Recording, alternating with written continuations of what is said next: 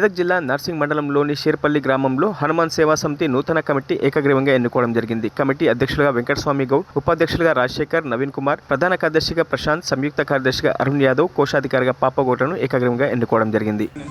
ప్రజలకు నేను ఎప్పుడు రుణపడి ఉంటాను. అదేవిధంగా మన షేర్పల్లి గ్రామంలో ఉన్నటువంటి ఆలయంలో ప్రతి వారం కానీ ప్రతి కార్యక్రమం ప్రతి పండుగ సందర్భంగా ఎలాంటి కార్యక్రమం చేయాలన్నా కానీ నేను దానికి ప్రతి సంవత్సరం వరకు కానీ నా పదవికాలం ఉన్నంత వరకు కానీ ప్రతిసారి నేను అదేవిధంగా అటువంటి కార్యక్రమాలు ఖచ్చితంగా చేయాలని నా మనసు సంకల్పంతో నేను చెప్తున్నాను.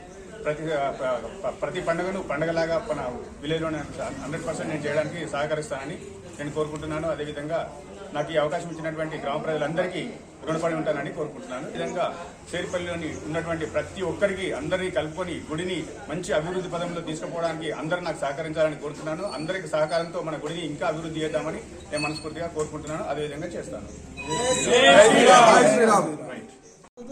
ఈరోజు షేర్పల్లి గ్రామంలో ఉన్నటువంటి హనుమాన్ దేవాలయాన్ని అభివృద్ధి కోసం దేవాలయ కమిటీ వేయడం జరిగింది. ఇందులో భాగంగా నాకు ఉపాధ్యక్ష పదవి ఇవ్వడం జరిగింది. గ్రామ ప్రజలందరూ ఒప్పందంతో నాకు ఇచ్చిన బాధ్యతను నేను మనస్ఫూర్తిగా నిర్వహిస్తానని మనస్ఫూర్తిగా తెలియడం జరుగుతుంది.